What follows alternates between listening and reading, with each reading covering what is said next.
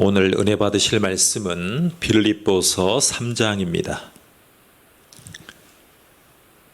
빌립보서 3장 20절, 21절 함께 봉독하시겠습니다. 그러나 우리의 시민권은 하늘에 있는지라 거기로부터 구원하는 자 곧 주 예수 그리스도를 기다리노니 그는 만물을 자기에게 복종하게 하실 수 있는 자의 역사로 우리의 낮은 몸을 자기 영광의 몸의 형체와 같이 변하게 하시리라. 아멘. 복된 부활주일입니다. 하나님께 감사합니다. 자, 우리의 모든 삶의 모든 것이 예수님의 삶과 죽음과 부활과 관련되어 있다는 것을 아십니까? 우리의 삶의 전 영역이 우리의 희노애락이 예수님의 고난과 죽음과 부활과 직접적으로 연관되어 있으심을 믿으시기 바랍니다. 예수님이 처음 오신 초림은 초림이라고 하는데요, 우리를 하나님의 진노에서 구원하기 위해서였습니다. 그 예수님의 고난이 나를 위한, 내 죄를 담당하시기 위한 예수님의 자발적인 순종이었음을 받아들이고 구원받은 분들은 부활주일에 대한 감격이 새로울 줄로 믿습니다. 오늘 부활하셔서 오늘 부활에 우리가 동참하게 되었는데, 금요일 날 여러 재판을 받으시고 3일째 되는 날, 이스라엘은 금토일 이렇게 합니다. 금토일 주일날 새벽에 부활하셨음을 마리아와 제자들이 알게 됩니다. 부활하신 예수님은 오늘 본문에서 이렇게 말씀하셨습니다. 우리의 낮은 몸을 자기 영광의 몸의 형체와 같이 변하게 하신다. 여러분, 이 말씀을 주목하십시오. 우리의 낮은 몸을 자기 영광의 몸의 형체와 같이 변하게 한다라고 약속했습니다. 여러분, 우리가 구원하는 자, 주 예수 그리스도를 우리는 기다리고 있는 것입니다. 우리가 기도해서 열매를 기대할 때도 그분과 동행할 때 가능해진 것입니다. 자, 예수님이 말씀하신 것을 기억하십시오. 요한복음 15장에 보면 이렇게 나와 있습니다. 너희가 나를 떠나서는 아무것도 할 수 없느니라. 너희가 나를 떠나서는 아무것도 할 수 없느니라. 자, 오늘 복된 부활주일에 우리는 세 가지를 통해서 주님의 부활을 살펴보려고 합니다. 자, 첫 번째입니다. 오늘 부활절을 맞은 우리는요, 주님이 재림하실 때 일어나게 될 일을 믿음으로 기대하라고 하십니다. 주님이 재림하실 때 말입니다. 주님이 우리에게 다시 오실 때 이렇게 하실 것입니다. 낮은 몸을 자기 영광의 몸의 형체와 같이 변하게 하실 것이다.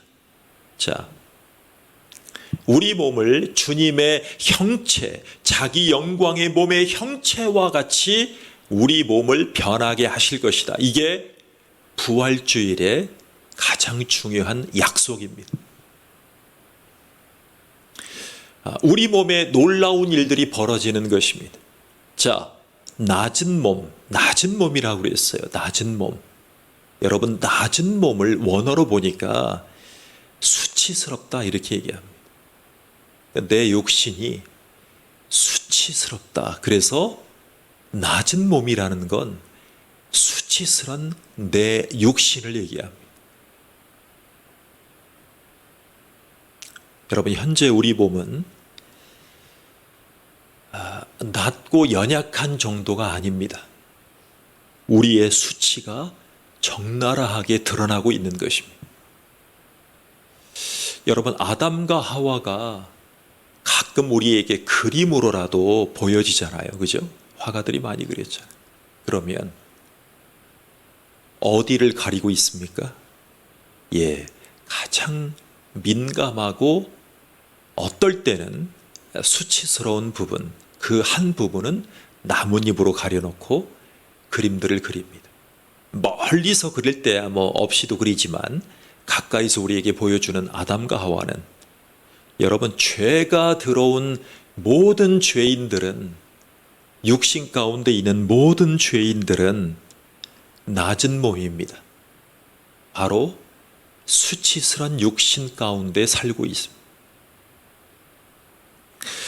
그런데 주님이 재림하실 때 단지 영광스러운 몸이 아니라 실제로 주님의 영광이 나타납니다. 그리고 주님의 광채를 우리도 누릴 수 있는 육신이 될 수 있다라고 약속한다는 것을 기억하십시오. 그래서 부활주일은 주님의 부활을 축하하는 동시에 주님의 광채에 다시 오실 주님을 고대하고 회복됨을 기억하는 절기입니다. 자, 우리 주님은 이 땅에 계실 때 수치스러운 몸을 입고 계셨습니다.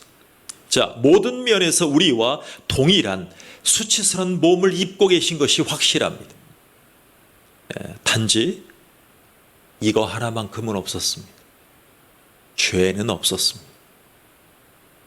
그런데 육신을 입고 있기 때문에 낮은 몸, 수치스러운 육신을 입으셨다라고 표현할 수 있습니다. 자, 죄가 없으시니까 부패하지 않았을 뿐입니다. 죄로 부패하진 않았습니다. 그런데 이 육체를 입고 우시면서 땀방울 같은 핏방울을 흘리시면서 기도하신 적이 있어요.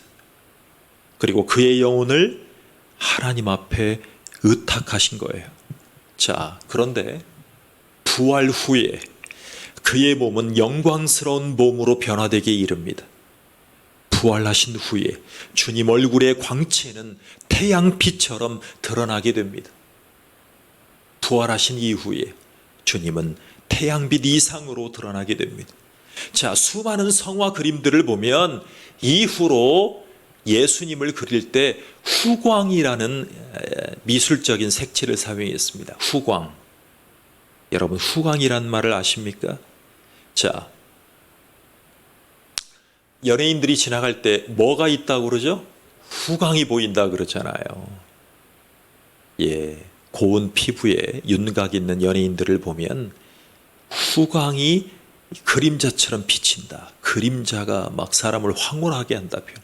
사실은 원조가 부활하신 예수님을 가리킵니다. 그래서 예수님의 영광스러운 몸의 상태를 우리가 입게 되는 것을 예언한 말씀이 나와요. 자, 제가 읽어드릴게요. 요한일서 3장 2절에 보면 그가 나타나시면 우리가 그와 같을 줄을 아는 것은 그의 참모습 그대로 볼 것이기 때문이다, 이렇게 이야기합니다. 여러분, 제가 뭐라고 읽었습니까? 그가 나타나시면 우리가 그와 같을 줄을 아는 것은 그랬어요. 주님이 우리 가운데 나타나시면, 재림하시면 우리가 그와 같을 줄을 알고 있느냐라는 거예요. 우리가 그분의 참모습 그대로 볼 것임을 알고 있느냐는 거예요. 여러분, 성경에, 신약 성경에 부활장이라고 하면 고린도전서 15장을 얘기합니다. 그런데 52절에 보면 이렇게 나와 있어요. 마지막 나팔에 순식간에 홀연히 다 변화되리니 나팔 소리가 나매 죽은 자들이 썩지 아니할 것으로 다시 살아나고 우리도 변화되리라 그랬습니다. 자, 다시 한번 읽어드릴게요. 마지막 나팔에 순식간에 홀연히 다 변화되리니 나팔 소리가 나매 죽은 자들이 썩지 아니할 것으로 다시 살아나고 우리도 변화되리라 그랬어요. 자, 여러분, 성경에 재밌는 장면, 세 장면이 나옵니다. 하늘문이 열렸던 장면이 있어요. 그리고 영광을 받은 육신을 볼 기회를 주셨던 말씀, 사건 세 가지를 우리가 기억합니다. 자, 먼저는 모세를 기억하시죠? 모세는 시내산에서 내려왔을 때입니다. 자, 하나님의 백성들을 위한 통치법을 받기 위해서, 즉 율법을 받기 위해서 주님을 대면하고 내려오는 모세입니다. 그 모세의 얼굴에 선샤인, 광채가 나기 시작합니다. 후광입니다. 후광 정도가 아닙니다. 여러분들, 후광이라는 건 이 얼굴 부분이 뒤에잖아요. 뒤에도 후잖아요. 근데 모세의 얼굴은 광채가 났다라고 얘기를 했어요. 여러분, 사람들이 모세를 보면서 우리가 입을 영광의 몸을 기대하게 만드는 구약의 하나님의 광채였습니다. 자, 또 예수님이 변화된 장면으로 우리가 가보겠습니다. 자, 세 명의 제자 앞에서 변화되셨던 그 변화산 사건을 기억하십니까? 그때 이렇게 표현합니다. 예수님의 옷은 어떤 빨래하는 사람이 더 희게 할 수 없을 만큼 빛나고 밝게 변했다라고 증언합니다. 여러분, 당시에 표백제를 능가하는, 특수 세탁을 능가하는, 세탁하는 사람이 더 희게 할 수 없을 만큼 흰 광채가 났다. 빛났다라고 얘기를 합니다. 이제 우리와 여러분 가까운 집사님 중에 스테반 집사님이라고 있잖아요. 근데 스테반 집사님이 그 당시에 믿는다고 하는 사람들 앞에서 복음을 전합니다. 그때 하늘문이 열리기 시작합니다. 그리고 스테반 집사님이 복음을 전하는데 변화된 그의 몸을 보여줍니다. 스테반 집사님이 이런 영광을 경험하게 됩니다. 그리고 스테반 집사님이 순교당할 때 그의 원수들이 직접 표현한 것입니다. 그를 죽였던 수치스러운 육신 가운데 있었던 무리들, 종교 지도자들이 스테반 집사님을 보고 이렇게 표현했습니다. 순교하는 그 순간 천사의 얼굴과 같다라고 얘기해요. 여러분, 우리에게 주님을 믿는 믿음이 중요한 것은 우리가 새롭게 입게 될 육신 때문에 그렇습니다. 우리가 새롭게 입게 될 몸 때문에 그렇습니다. 여러분, 세월에 부패하지 않고 병들거나 썩거나 약해지지 않기 때문에 천국에는 무덤이 없습니다. 여러분, 어저께가 우리 8년 전에 세월호가 수장된 날이라고 해서 8주년 기념이라고 하더라고요. 많은 분들이 기억하고 추모도 하고 안타깝게 기도하기도 합니다만, 안타까운 일들이 벌어졌는데 이런 얘기를 하더라고요. 현재 정권이, 문재인 대통령이 그 사건과 수습에 대한 포부와 비전으로 세월호를 잘 마무리하겠다, 잘 조사해서 역사에 잘 기록이 남겠다라고 하셨는데 아직 다 조사가 끝나지 않았나 봐요. 그래서 이런 얘기들을 하는 분들이 있어요. 재임 중에 잘 진상조사를 더해서 한 사람도 마음에 거리끼지 않는, 잘 정리를 하겠다는, 과거사를 정리하겠다라고 하셨어요. 근데 완벽하게 되지 않았나 봐요. 그러니까 세월이 약이라는 말이 우리 가운데 하는 말 중에 다 옳은 말은 아닙니다.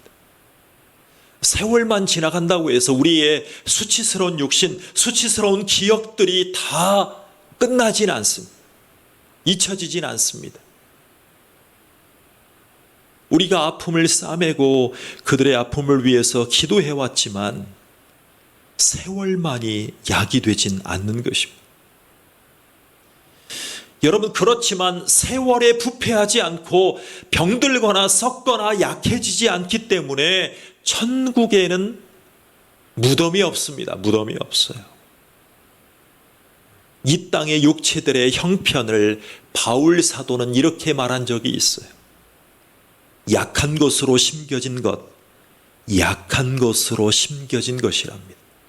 우리의 이 생의 형편이 약한 것으로 심겨진 것. 여러분, 그런데 우리 육체는 권능으로 부활해서 천사같이 될 것입니다. 자, 주님의 부활 승리를 믿는 자들에게는 죄가 없으니 부활한 몸은 고통이 없게 되는 것입니다. 이것을 믿으십시오. 자, 성도의 육체는 그리스도와 같이 온전해져서 점도 흠도 없을 것입니다. 그래서 주님이 다시 오심을 기다리는 성도들은 죽음을 보지 않고 온전한 몸으로 영광으로 들어가게 되는 말씀 말이죠. 자, 영광으로 들어가게 됩니다. 여러분, 제가 고린도전서 15장 33절을 읽어드릴게요. 자, 우리가 예수님을 만나고 예수님을 만날 그 시점에 우리가 어떻게 부활할 것인가? 제가 읽어드릴게요.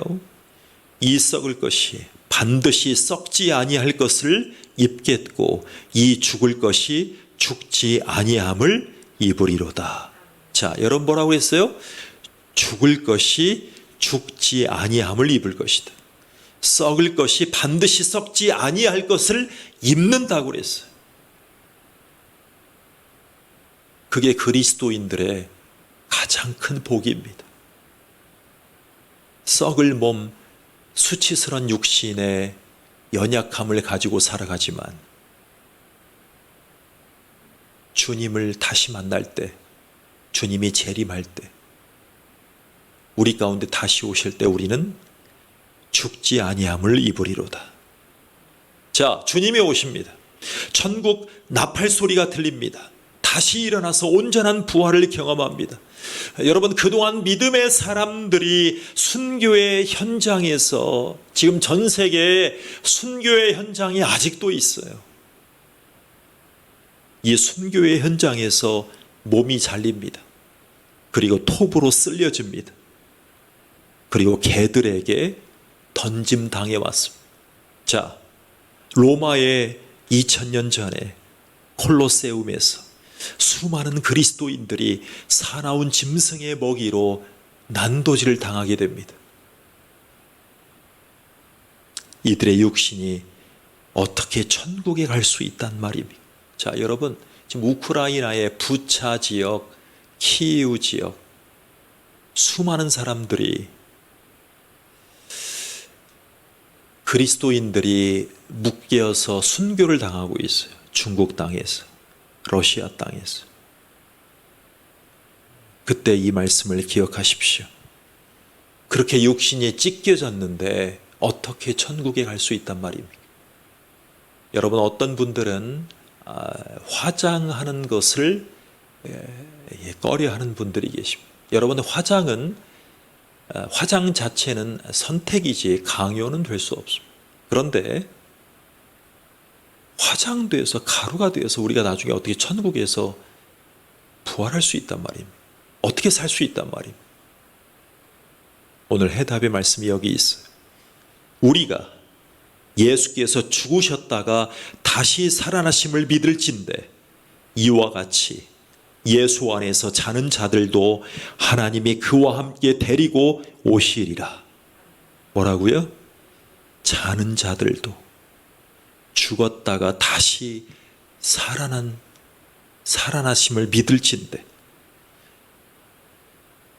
하나님이 그와 함께 데리고 오시리라 그랬어요.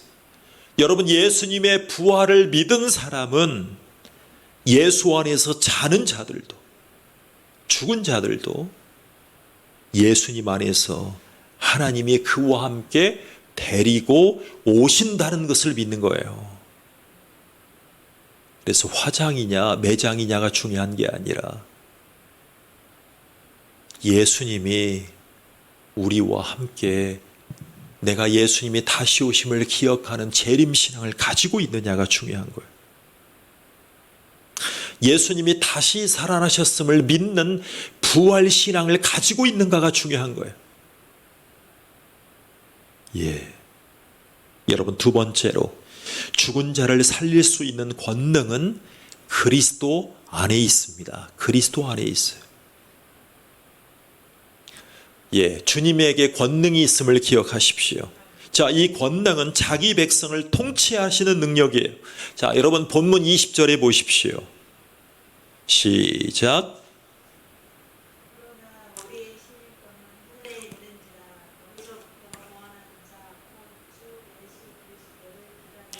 구원하는 자, 곧 주 예수를 기다리노니 그랬습니다. 여러분, 그리스도는 죽은 자를 일으키시는 능력만 있는 것이 아니라 영적으로 죽어 있는 자를 구원하는 권능이 있다는 것을 믿으십시오. 그는 구원자이십니다. 모든 것을 자기에게 복종시키는 것입니다. 자, 여러분, 교회가 뭔지를 알려주는 성경이 있다면 바로 예배소서입니다. 그런데 이 예배소서 1장에 어떻게 나와 있냐면 그의 능력이 그리스도 안에서 역사하사 죽은 자들 가운데서 다시 살리시고 하늘에서 자기의 오른편에 앉히사 모든 통치와 권세와 능력과 주권과 이 세상뿐 아니라 오는 세상에 일컫는 모든 이름 위에 뛰어나게 하시고 또 만물을 그의 발 아래에 복종하게 하시고 그를 만물 위에 교회의 머리로 삼으셨느니라 그랬습니다. 자, 이 말씀을 기억하십시오. 예수님이 부활하신 이유 죽음과 사망에서 승리하셨기 때문에 그렇습니다. 그런데 만물을 자기에게 복종하게 하실 수 있는 분이라는 것을 증명하셨어요. 만물을 자기에게 복종하게 하실 수 있는 권능자라는 것을 증명하셨어요. 여러분, 이 땅에서 예수님이 구원 못하실 사람은 한 사람도 없습니다. 그런데 하나님의 뜻은, 하나님의 구원의 섭리는 어떻게 버려졌을지라도 찾아가서 구원은 시킵니다. 전쟁으로, 살육으로, 학대로, 제노사이드로 사람들을 죽였을지라도 예수님이, 부활하신 예수님이 그 한 영혼을 찾아가셔서 그 영혼에게 구원의 은혜를 베푸시면 한 사람이라도 구원받을 수 있습니다. 그 어떤 사람이라도 구원받을 수 있어. 여러분, 우크라이나에서 두 손이 뒤로 묶여서 죽임을 당한 사람들을 기억하십시오. 독일군에게, 나치즘에 신봉하는 사람들에게 600만 명이 죽어갔습니다. 그 자리에서도 가족과 생이별을 하면서 우리나라의 6.25 전쟁을 경험했을지라도 그 자리에서 부활하신 주님을 기억하고 믿으면 됩니다. 우리 가족 중에 다리가 잘린 어른이 계시잖아요. 그 영혼이 예수를 믿으면 부활하신 예수님이 나의 구원자요, 내 죄를 담당하신 주님이심을 믿는 순간 그 영혼은, 진정으로 믿는 순간 그 영혼은 천국에서 다리가 회복되게 이릅니다. 이것이 복음의 가치입니다. 이것을 전하는 것이 우리들의 사명입니다.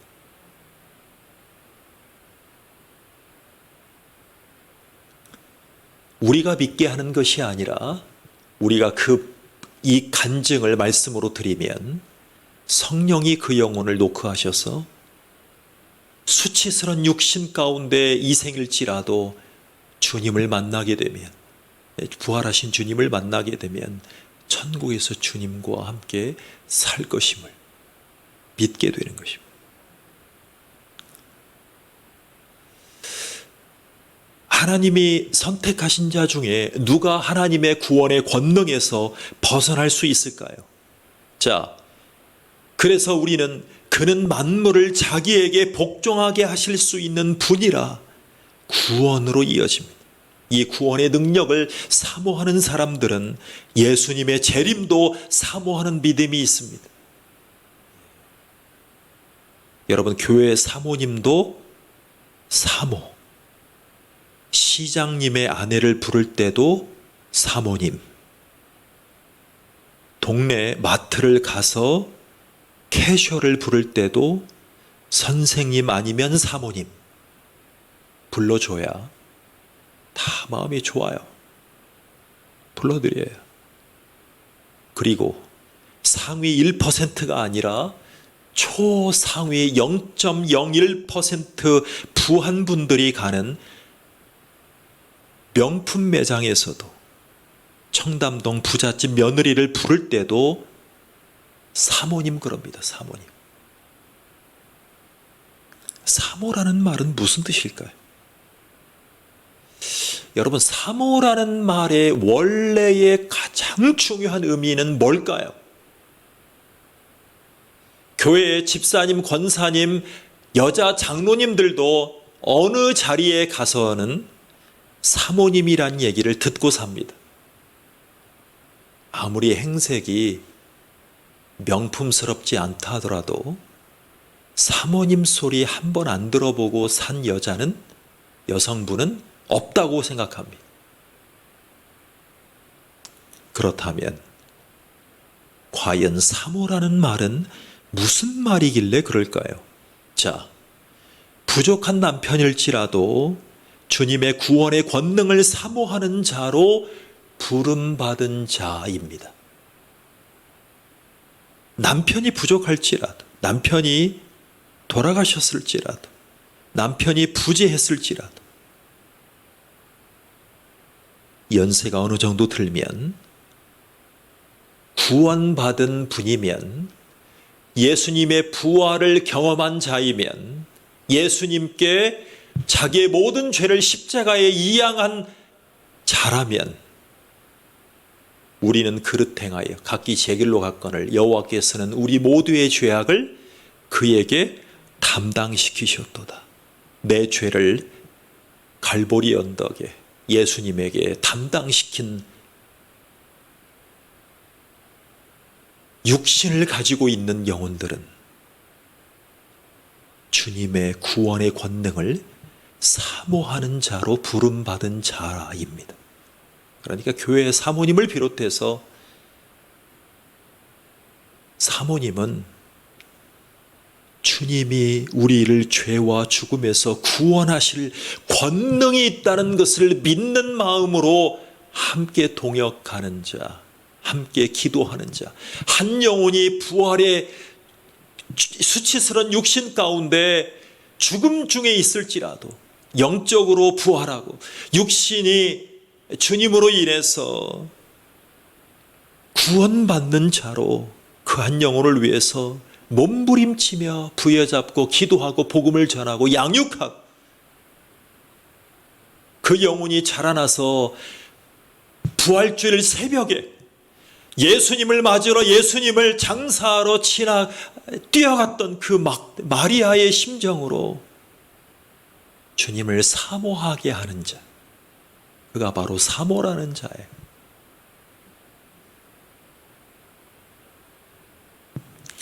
능력이 그분께 있으니 우리의 모든 짐을 그분께 맡깁니다. 그리고 그분께 나아가 기도합니다. 하나님의 영광을 기억하면서 우리를 통해서 일하시도록 사모하는 마음, 이것을 가장 먼저 보여주는 영혼, 그게 바로 사모님입니다. 사모님.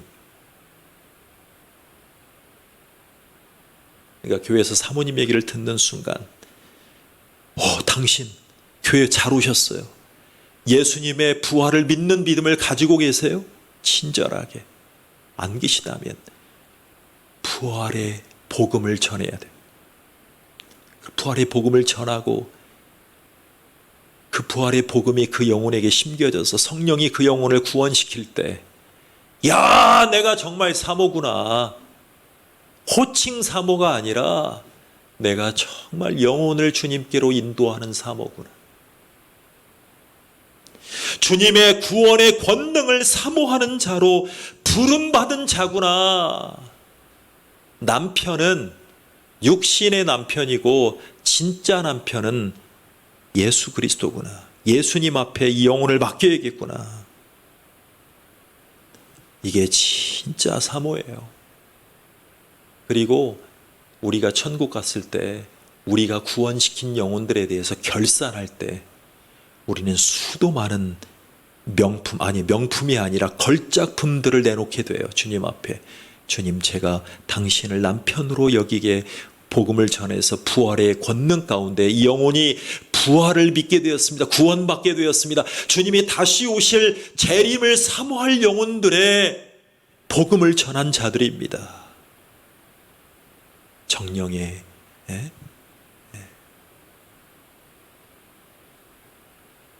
김씨 가문의 김태일, 김태숙, 김태연 등등등 수많은 사람. 주님, 제가 사모의 역할을 최소한도로 복음을 전하면서 영혼들을 주님 앞에 이끌었습니다. 그게 주님의 재림을 사모하는 자들의 바른 신앙입니다. 능력은 그분께 있으니 우리의 모든 짐을 그분 앞에 맡기자. 그분께 나아가서 기도하고 하나님의 영광을 찬양하면서 우리를 통해서 일하시도록 사모하는 마음을 달라고 기도하시기 바랍니다. 자, 여러분 꼭 기억하십시오. 부활하신 주님은 그는 만물을 자기에게 복종하게 하실 수 있는 자. 그는 만물을 자기에게 복종하게 하실 수 있는 자. 여러분, 모든 만물을 다 자기에게 복종하게 하실 수 있는 자인데 왜 대통령 따라가요? 왜 정치인들 따라가요? 왜 보수 진보 쪽에 한쪽에 서서 복음보다 더 피 터지게 자기 편 만들려고 그래요?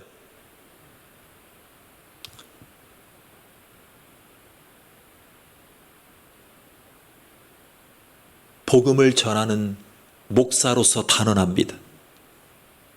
부활의 복음보다 이념을 더 피 터지게 안고 얘기하고 다니는 분들은 아직 구원을 받지 못한 분이거나 복음을 경험하지 못한 분입니다. 그 주님 앞에 나오십시오. 그는 만물을 자기에게 복종하게 하실 수 있는 자입니다. 예수님의 발 앞에 엎드리시고 이념에 함몰되어서 찬양하고 편가르게 했던 과거를, 수치스러운 육신을 주님 앞에 못 박으십시오. 여러분, 현재 죄악된 삶에 있을지라도 그분이 원하시기만 한다면 수천 명의 죄인도 회심시킬 것입니다. 변화시킬 것입니다. 자, 죽은 자였던 예수님의 부활이 하나님의 능력이었던 것처럼 모든 죄인들은 영적으로 죽었지만 그 죽음에서 일으킬 수 있습니다. 할렐루야, 할렐루야. 여러분, 세 번째로, 마지막이니까 잘 들어야겠죠. 주님의 부활의 권능으로 어떤 일을 이루실까? 어떤 일들을 이루실까? 여러분, 오늘이 부활주일이잖아요. 부활주일이 진행되면서 부활하신 것을 감사합니다. 거기서 끝나면 안 돼요. 부활하신 주님이 어떤 일들을 행하실까?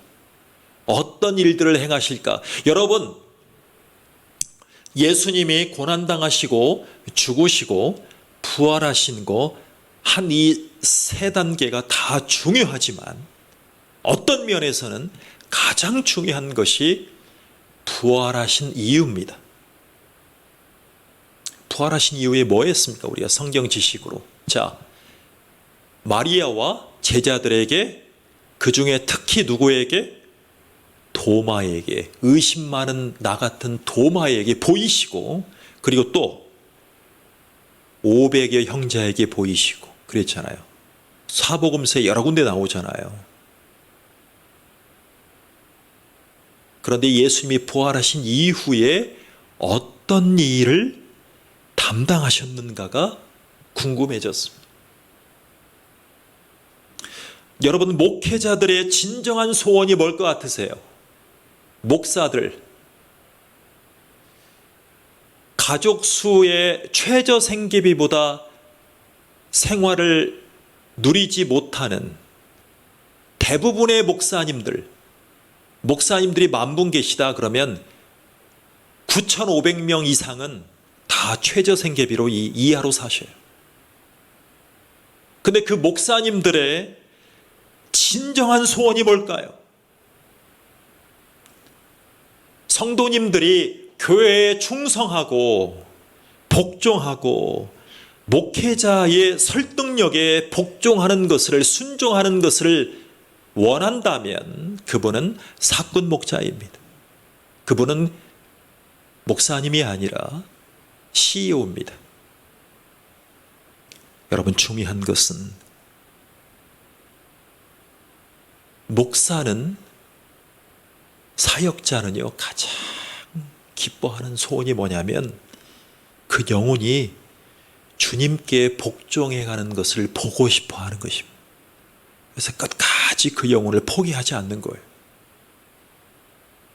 그 영혼이 주님 앞에 엠마오 도상에서, 다메섹에서, 골고다 언덕에서, 겟세마네 언덕에서 땀방울을 통해서 피를 흘리면서 기도했던 주님 앞에, 그 당시의 제자들은 몰랐죠.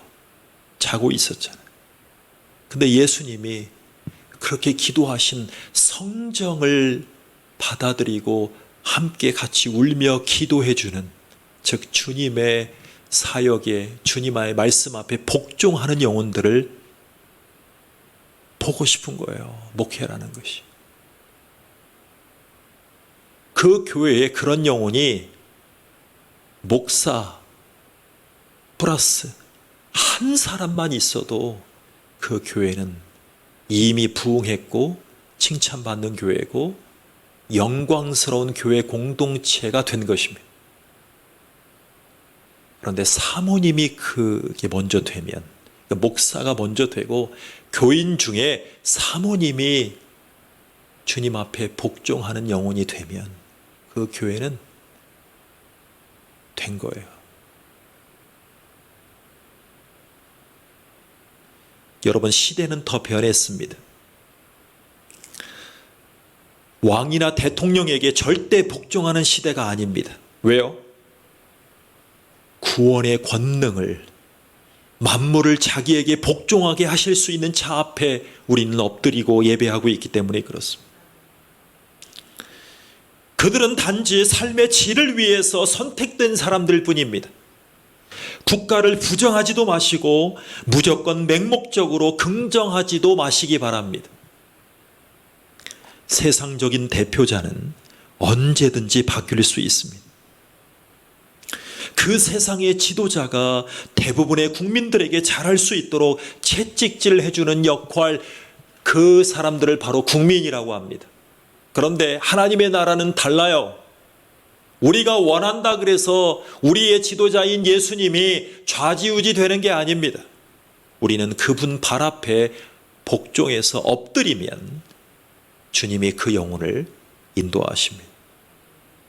예수님은 우리의 낮은 몸을 자기 영광의 몸의 형체로 변화시킬 것입니다. 자, 모든 만물을 자기에게 복종시키면서 우리의 낮은 몸도 변화시킬 수 있는 유일하신 분임을 믿으시기 바랍니다. 여러분, 지금 저와 함께 구해 보시겠습니까? 주님에게 일어났던 부활의 기운이 여러분에게 일으켜 주실 것을, 일어날 것을 믿으시기 바랍니다. 여러분, 그리스도에게 복종하면 우리 몸이 천국에 합당한 자로 변화됩니다. 인생이 더 이상 수치스럽지 않습니다. 주님은 오늘 부활하심으로 영광의 몸이 되셨어요. 그리고 이 말은요, 주님이 받으실 영광에 합당한 모습으로 참여할 수 있는 몸이 된다는 뜻입니다. 우리가 주님의 부활의 몸에 참여함을 받은 복음 때문에 큰 은혜를 받은 자들이 되었어요. 자, 이전에는 지옥에 합당한 몸이었어요. 그런 우리들을 천국에 합당한 몸으로 변화시켜 주셨어요. 그래서 주님이 받으신 영광을 기대할 수 있는 몸으로 우리를 변화시켜 주신, 그리고 변화시켜 주실 주님을 찬양합시다. 자, 부활주간 일주일을 맞는 여러분에게 주님의 권능이 임하시기를 간절히 축원합니다. 아멘. 기도하겠습니다. 하나님 감사합니다. 우리를 도와주셔서 고맙습니다. 예수님은, 부활하신 예수님은 만물을 자기에게 복종하게 하실 수 있는 자임을 믿습니다. 주님을 신뢰합니다. 예수님의 이름으로 기도합니다. 아멘.